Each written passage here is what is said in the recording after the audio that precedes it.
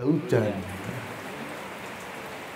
Ini menandakan, membuktikan siapakah umat baginda Nabi Muhammad yang ada di daerah sini yang imannya kuat.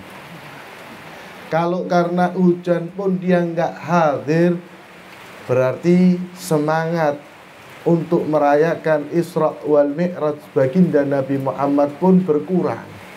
Dan Isra wal Mi'raj baginda Nabi Muhammad ini adalah peristiwa perjumpaan Rasulullah SAW dengan Allah Subhanahu wa ta'ala. Ini peristiwa yang sangat luar biasa, wahai hadirin. Maka siapapun yang mengadakan acara Isra wal Mi'raj baginda Nabi Muhammad, insya Allah berarti tanda orang tersebut ikut senang dengan undangannya Allah Subhanahu wa ta'ala kepada Nabi Muhammad. Diundang Nabi Muhammad oleh Allah Subhanahu wa ta'ala, maka kita pun ikut senang ketika Rasulullah berjumpa dengan Allah. Insya Allah pun kita akan dikumpulkan oleh Allah bersama Rasulullah, dan kemudian ditakdirkan bisa melihat zatnya Allah Subhanahu wa ta'ala. Hadirin yang dimuliakan oleh Allah Subhanahu wa ta'ala, di malam hari yang mulia ini saya ingin membawakan daripada nasihat Sayyidina Ali bin Abi Thalib. Beliau ini, wahai hadirin, Sayyidina Ali bin Abi Thalib adalah sepupu baginda Nabi Muhammad, plus beliau adalah sahabat Nabi Muhammad, dan beliau adalah menantu baginda Nabi Muhammad, suami daripada Sayyidatuna Fatimah Zahra binti Rasulullah sallallahu alaihi wa ala alihi wa sahbihi wasallam. Beliau Sayyidina Ali adalah seorang yang mulia, seorang sahabat yang tinggi derajatnya di sisi Allah Subhanahu wa ta'ala. Beliau ini terkenal, wahai hadirin, dengan wejangan ataupun nasihatnya. Kadang kita ini sering, semua mungkin pada punya handphone, ada kata-kata yang motivasi, mesti bawahnya namanya siapa? Ali bin Abi Thalib. Kadang ada kata-kata indah di dalamnya tersebut, memiliki makna yang sangat dalam. Kemudian kita lihat bawahnya Ali bin Abi Thalib. Memang beliau terkenal dengan nasihat ataupun wejangan kata-katanya itu sungguh mengena kepada orang yang sedang dinasihati. Suatu saat datang sahabatnya Sayyidina Ali. Beliau tersebut meminta wejangan, meminta nasihat kepada Sayyidina Ali. Wahai Sayyidina Ali, berikan aku ini nasihat, berikan aku kata-kata wejangan untukku. Kemudian, wahai hadirin, Sayyidina Ali bin Abi Thalib beliau mengatakan, ada 5 hal, yang mana 5 hal tadi ini hanya bisa diketahui dengan 5 hal. Ada 5 hal yang bisa diketahui dengan 5 hal. Yang pertama, beliau mengatakan la ya'rifu syajar illa bithimariha. Tidak diketahui nama suatu pohon kecuali dari buahnya. Kita mengatakan ini pohon pinang. Dari mana? Dari buahnya. Karena pohon ini berbuah pinang. Kita ngomong ini pohon kelapa. Dari mana mengatakan pohon kelapa? Dari buahnya. Karena berbuah kelapa. Nggak bisa kita mengatakan, oh ini pohon sawit, tapi yang berbuah kelapa.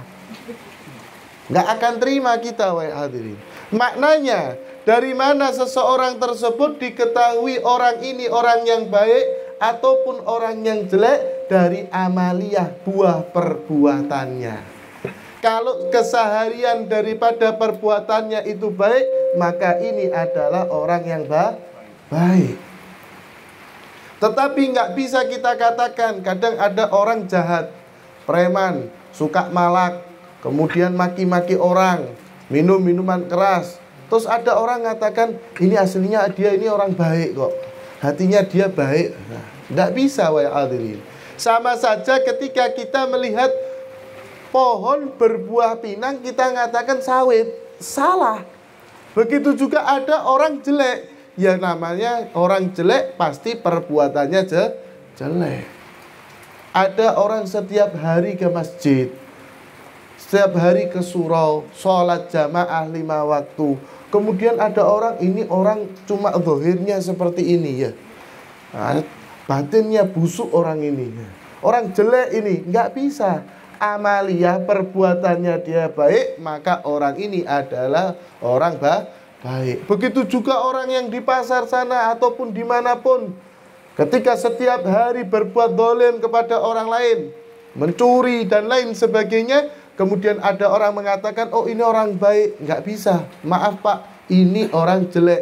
Karena buah amaliyah perbuatannya jelek. Yang kedua, Sayyidina Ali bin Abi Thalib beliau mengatakan, wahai hadirin, yang kedua adalah wal mu'min indal ibtila. Diketahui seseorang ini imannya bagaimana? Imannya betul-betul iman kepada Allah ketika dia diberikan cobaan ujian oleh Allah Subhanahu wa ta'ala. Apabila seseorang ini mendapatkan ujian cobaan dari Allah, dia semakin dekat kepada Allah, maka ketahuilah orang ini betul-betul orang yang beriman. Tetapi sebaliknya ketika datang cobaan dari Allah, dia semakin jauh dari Allah, maksiat, lalai dan lain sebagainya, ketahuilah ini bukan orang yang beriman. Maaf, kadang kita itu salah mengatakan orang. Kita punya kawan, kita punya tetangga. Dulu dia kaya, kemudian jatuh ekonominya, diuji oleh Allah. Ketika dia mendapatkan ujian cobaan, setiap hari dia ke masjid, setiap hari dia ke surau, bentangkan sejadah, semakin taat kepada Allah. Kemudian kita mengatakan, ini orang gara-gara jatuh ekonominya, coba masih kaya. Nggak mungkin dia kenal sama surau, nggak mungkin dia kenal sama masjid. Nah, kita salah wahai hadirin. Ketika orang ini diuji oleh Allah, dia semakin dekat dengan Allah, ketahuilah orang ini adalah orang yang beriman. Dan kita hidup di dunia ini wahai hadirin, pasti mendapatkan ujian cobaan dari Allah Subhanahu wa ta'ala. Allah Subhanahu wa ta'ala beliau berfirman di dalam Al-Quran, Tabarakalladzi biyadihil mulku wa huwa ala kulli syai'in qadir. Alladzi khalaqal mauta wal hayata liyabluwakum ayyukum ahsanu amala. Apa tujuan Allah Subhanahu wa ta'ala memberikan cobaan ujian kepada kita hambanya ini? Agar Allah Subhanahu wa ta'ala tahu siapa di antara kalian orang yang paling baik. Tujuan Allah menguji kita hanya untuk pengen menilai diri kita. Ulama mengatakan, kalau ada orang hidup di dunia, dia nggak pengen diberikan ujian cobaan oleh Allah Subhanahu wa ta'ala, maka sama saja seperti orang yang pengen berenang tetapi dirinya nggak mau basah. Misal contoh ya, ada orang, mungkin kita ini rekreasi lah, kalau di sini banyak laut ya, nggak ada pantai. Tapi kalau deket pantai dari sini di mana? Bukan pelabuhan, bukan laut ya, pantai. Di mana? Padang. Mandah. Ada pantai di sini? Ada pantai kecil. Oh, belum pernah saya ke sana berarti. Mandah. Pantai, betul-betul pantai. Tak ada buayanya? Oh, tidak ada ya. Soalnya tadi saya sudah tengok buaya ya. Tidak ada betul buayanya? Tidak ada. Nah, misal warga sini rekreasi ataupun pengen bersantai di pantai Madah, apa? Pantai Solok namanya. Pantai Solok. Ya, ke Pantai Solok. Kemudian ada salah satu warga ini ngomong, ya, Pak, saya ini pengen berenang di pantai ini. Kemudian tapi saya nggak mau basah katanya. Loh, mau berenang tapi nggak mau basah. Kita pegang dahinya, panas orang ini ya. Ada ndak beres ini otaknya ini ya.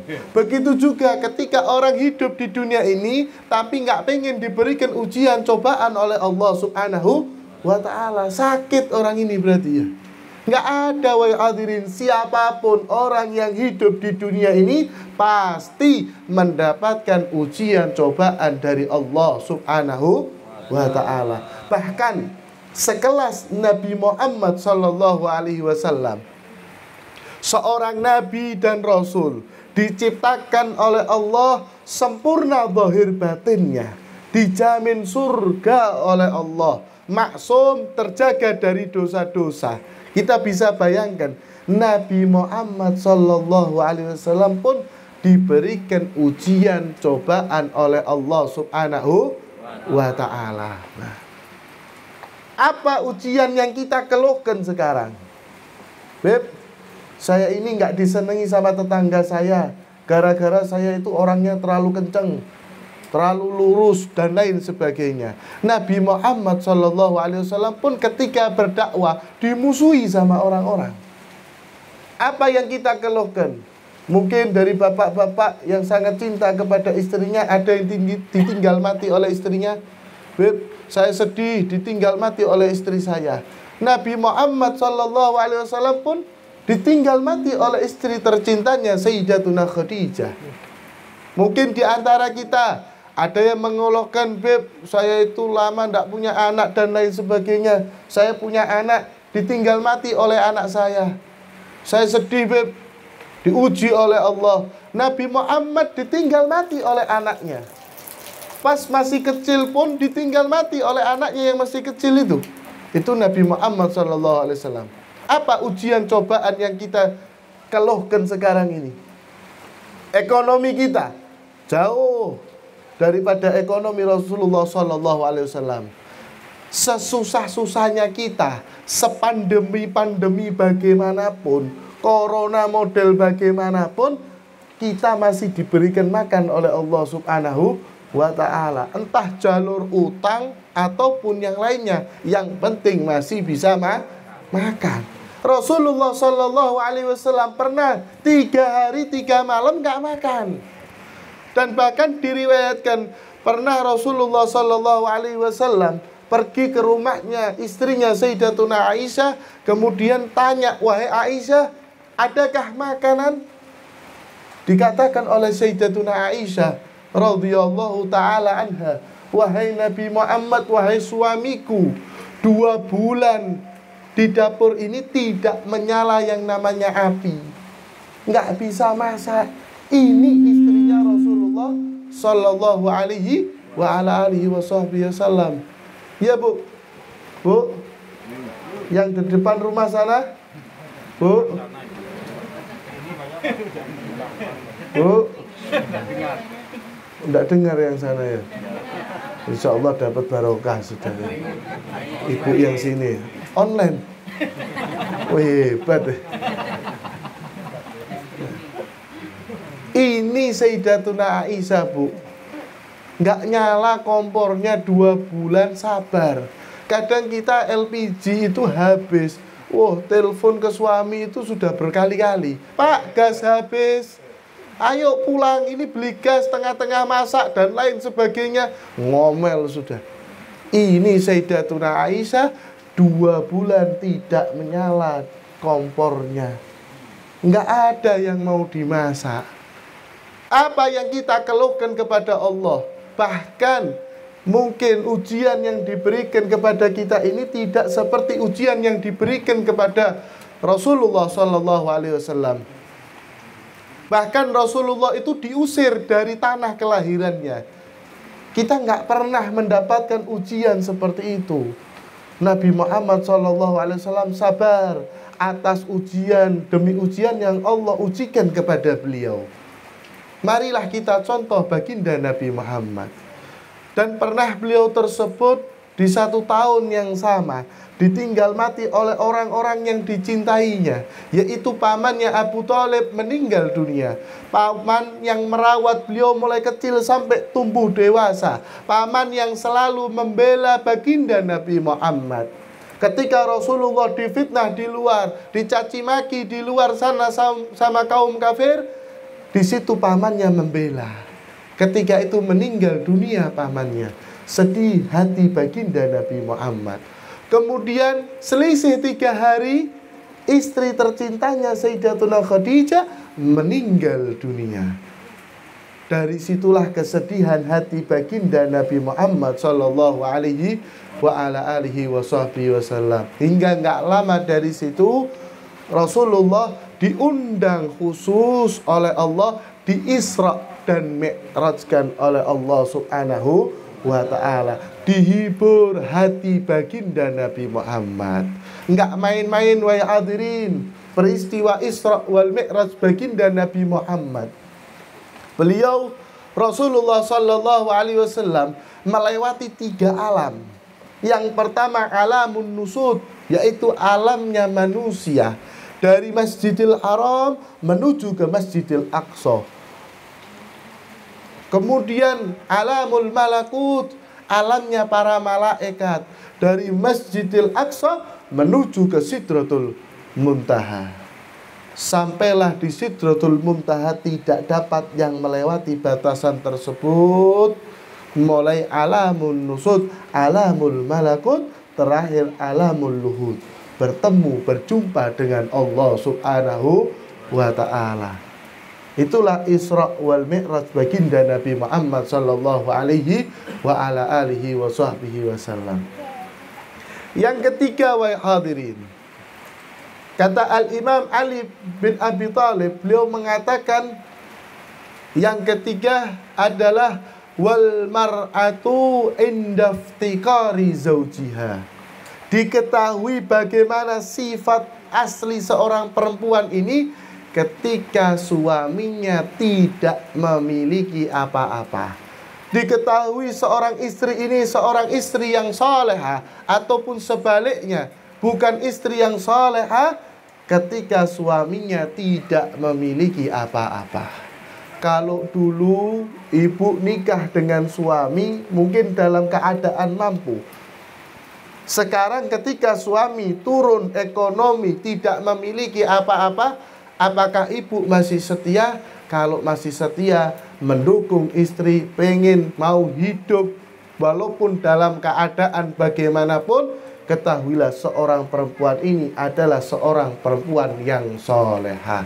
Ketika suami keluar rumah mencari nafkah, istri di rumah mendidik anak, menjaga perabotan yang ada di rumahnya, maka inilah seorang istri yang solehah.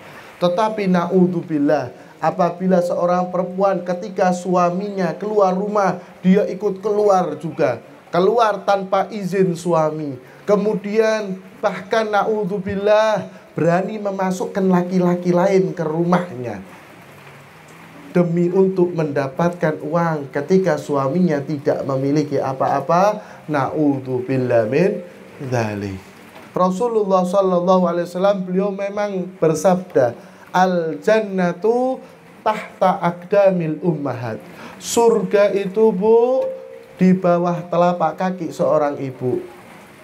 Tetapi ketika seseorang perempuan datang kepadanya orang laki-laki lain, kemudian meminang orang tersebut, terjadilah akdun nikah, akad nikah, maka dari situlah yang sebelumnya al-jannatu tahta aqdamil ummahat, surga di bawah telapak kaki seorang ibu, menjadi sekarang kata Rasulullah sallallahu alaihi wasallam, huwa jannatuki au naruki, dialah suamimu penyebab engkau masuk surga atau naudzubillah bisa memasukkan engkau ke dalam api neraka. Maknanya bagi seorang istri, apabila engkau taat kepada suamimu, surga balasanmu.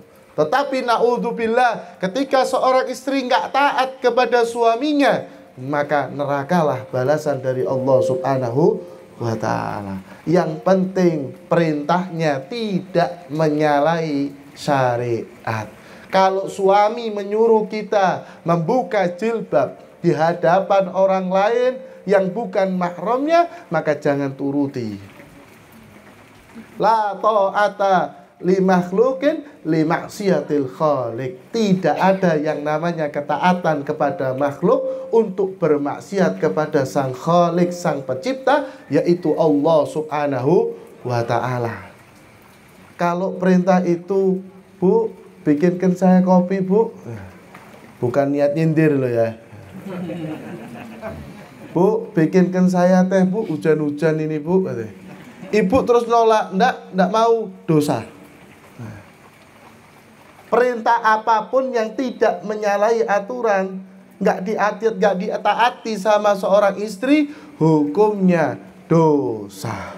Tetapi Bu, ketahui juga ya, ketika suami nyuruh, Bu, bikinkan kopi, tapi enggak pernah dibelikan kopi sama gula. Lah, gimana caranya mau bikin kopi, Pak, kalau kayak gitu ya? Tetapi bagi para bapak-bapak ya, cintailah, hargailah istri kita sebagaimana kita menghargai ibu kita. Karena istri kita, Pak, adalah ibu dari anak-anak kita. Bagaimanapun istri tersebut harus kita muliakan, kita hargai. Yang keempat, kata Sayyidina Ali bin Abi Thalib, beliau mengatakan, wasadiq indal musibah. Diketahui seseorang teman ini betul-betul teman ketika kita mendapatkan musibah. Kalau kita dalam keadaan senang, dalam keadaan kaya, banyak orang yang mendekat kepada kita. Betul tidak? Kalau orang berduit, banyak orang yang nempel. Tetapi kalau orang ini jatuh miskin, lari semuanya. Yang dulu sering tiap pagi belum ada sarapan sudah dia datang ke situ ya. Yang sekarang jatuh miskin, walaupun siang, pagi, malam, sore tidak ada yang datang. Nah, ketika kita jatuh, siapakah orang yang menyemangati kita? Itulah teman sejati. Ketika kita membutuhkan, siapa yang menyupport kita?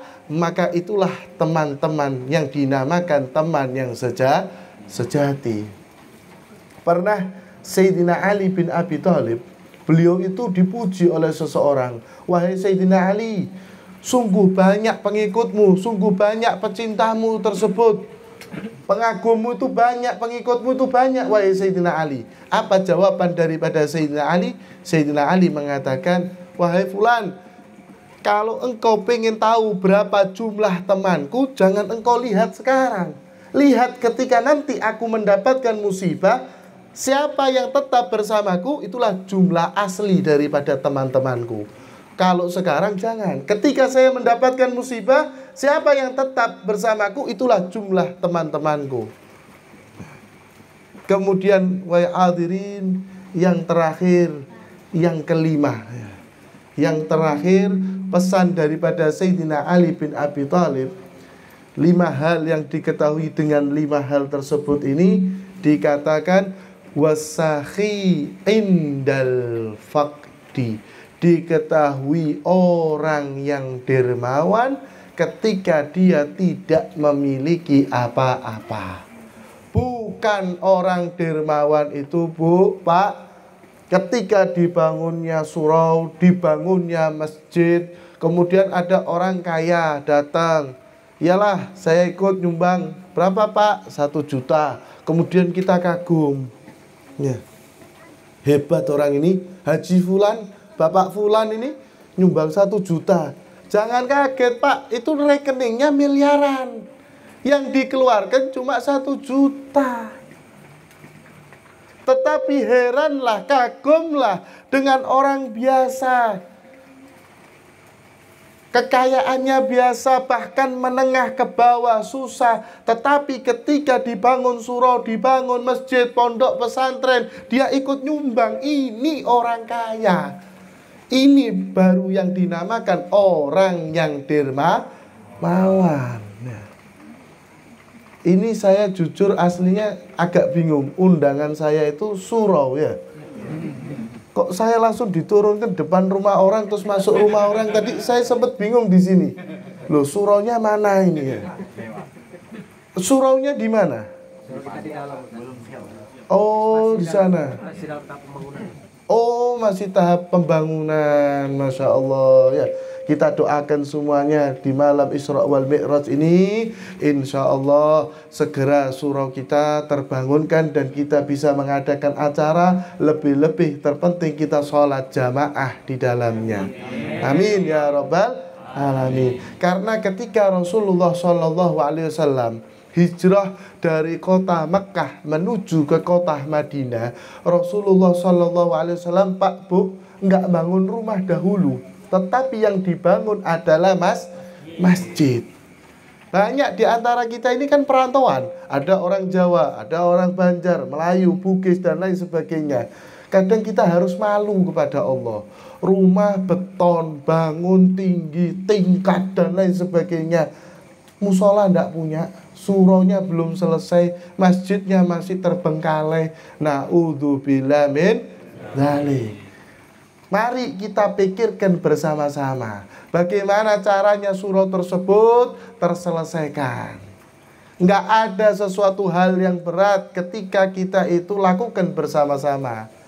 Kita dukung, saling mendukung satu dengan yang lainnya. Insya Allah akan terselesaikan. Apalagi yang dibangun tersebut adalah tempat ibadah.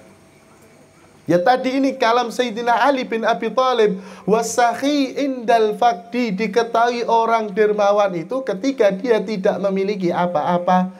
Bagi kita yang mungkin ekonomi rendah, jangan kita menyerah. Kalau kita tabungkan amal jariyah tersebut itu untuk kehidupan kita. Harta yang kita makan akan menjadi kotoran.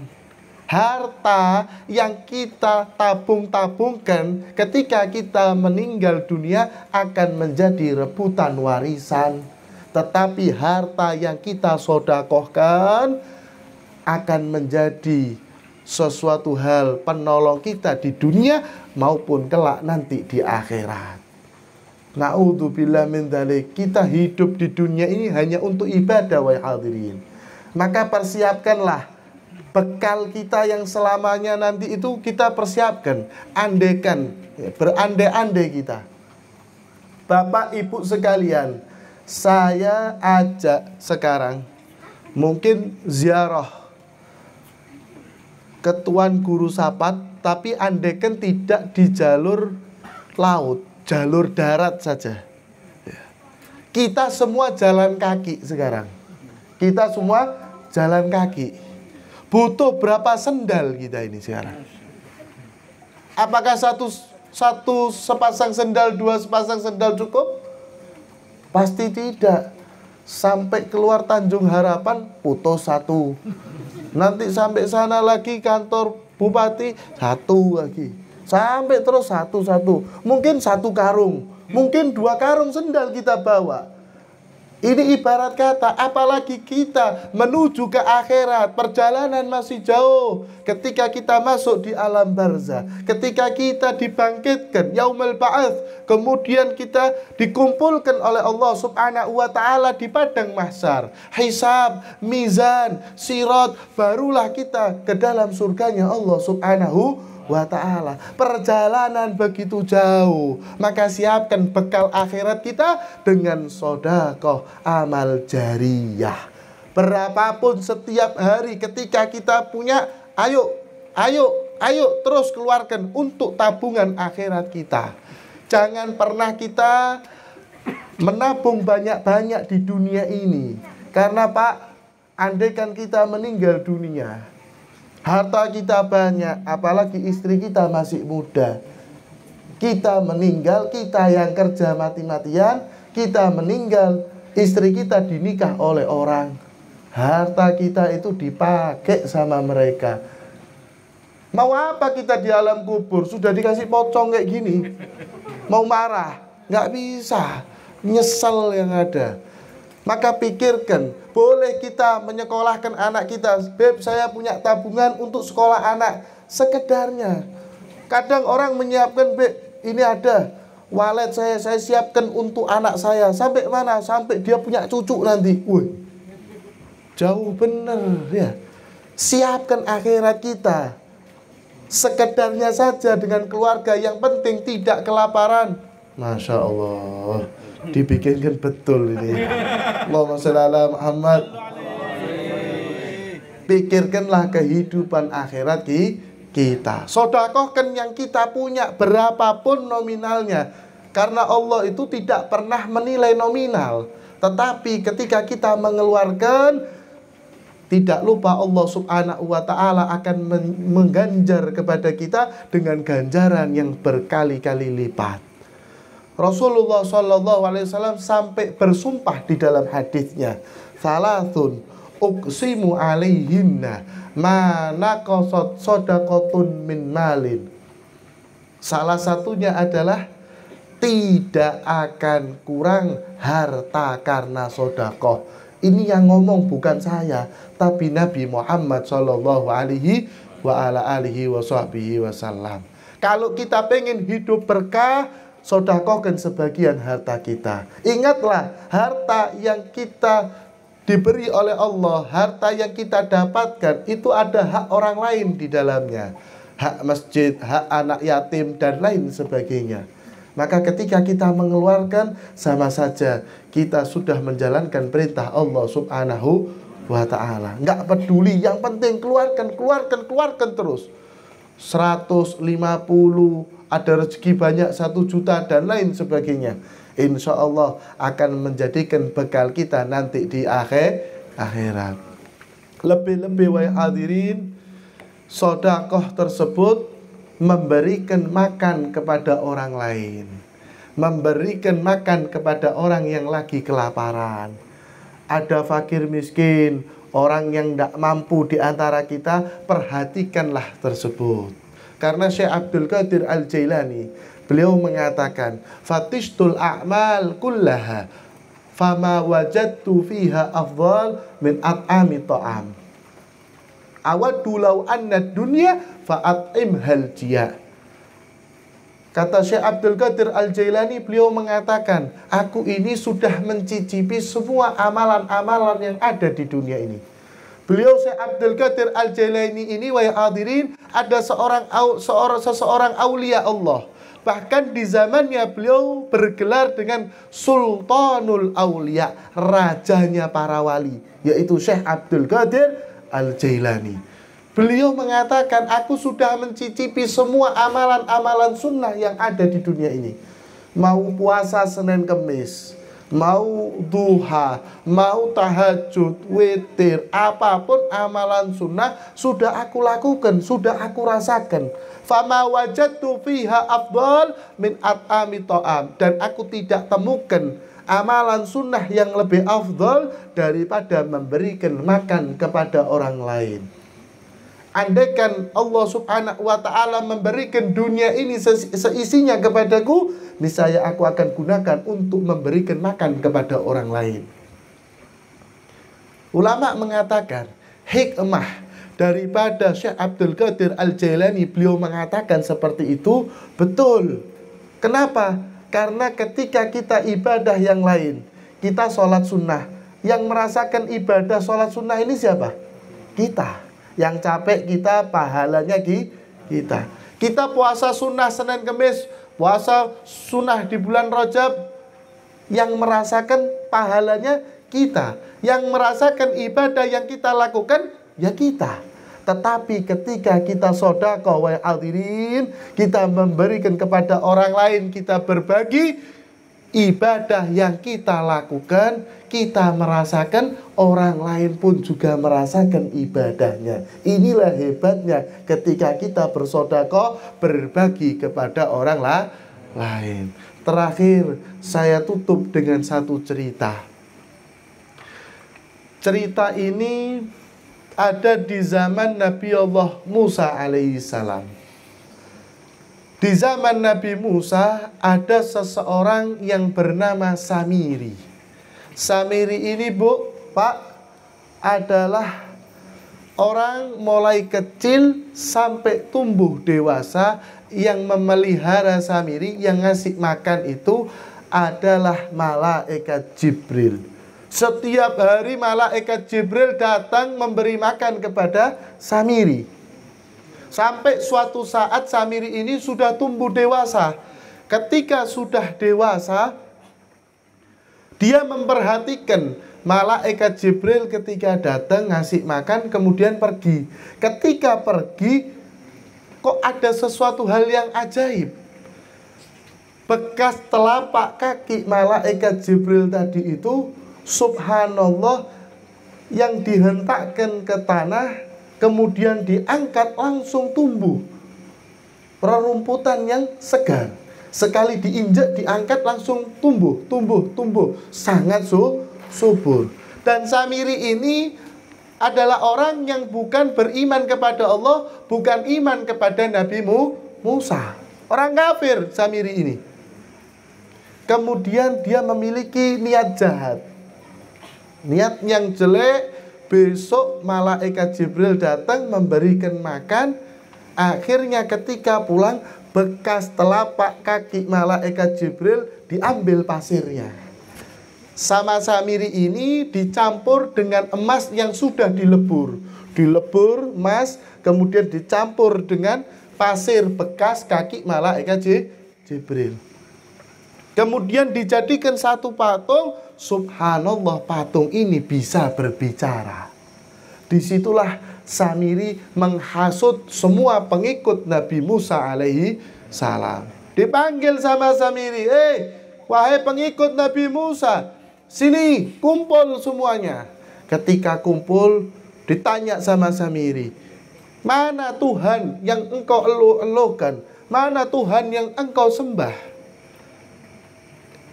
Semua pada terdiam karena mereka tidak bisa melihat Allah Subhanahu wa ta'ala. Ketika diteriakkan seperti itu, nggak ada yang bisa jawab. Kemudian ditunjukkanlah patung tadi itu. Ini loh Tuhan. Coba lihat, bisa ngomong. Gara-gara inilah banyak pengikut Nabi Musa alaihissalam murtad di jalan Allah Subhanahu wa ta'ala, keluar dari Islam, ikut terhadap Samiri, disuruh nyembah patung. Ketika berita ini terdengar di telinga Nabi Musa ini marah, wahai hadirin. Sudah menghunuskan pedang, mau disembelih Samiri tersebut oleh Nabi Musa. Ketika hendak mau membunuh Nabi Musa, hendak mau membunuh Samiri, siapakah yang melarang Nabi Musa? Allah Subhanahu wa ta'ala. Di dalam Al-Quran dikatakan, la taqtulu Samiri fa innahu sakhi. Wahai Nabi Musa, jangan engkau bunuh Samiri, karena Samiri ini adalah orang yang dermawan. Memang betul Samiri ini orang kafir, tetapi dia itu selalu berbagi, memperhatikan orang yang kelaparan, membantu orang yang sedang membutuhkan pertolongan. Keluarkan semua yang dia punya, tenaganya, uangnya, makanannya, dan lain sebagainya. Dari situlah Allah Subhanahu wa ta'ala masih merahmati yang namanya Samiri. Padahal kalau kita pikir, wahai hadirin, ini orang kafir, nggak menyembah kepada Allah, kemudian membuat orang lain murtad di jalan Allah. Tetapi ketika dia dermawan, masih diberikan rahmat Allah Subhanahu wa ta'ala. Apalagi kita yang iman kepada Allah Subhanahu wa ta'ala, iman kepada nabinya Nabi Muhammad. Ketika kita keluarkan harta kita untuk di jalan Allah Subhanahu wa ta'ala, di dalam pembangunan surau, pembangunan masjid, memperhatikan orang yang kelaparan, insya Allah Allah Subhanahu wa ta'ala lebih cinta terhadap diri kita, lebih rahmat lagi kepada diri kita. Inilah yang bisa saya sampaikan di malam hari yang mulia ini. Insya Allah bisa menambahkan hikmah kita di dalam Isra wal Mi'raj baginda Nabi Muhammad sallallahu alaihi wasallam, dan bisa menjadikan semangat kita untuk menyelesaikan surau kita ini. Amin ya rabbal alamin. Hadza minni wal afu minkum. Tsumma assalamu alaikum warahmatullahi wabarakatuh.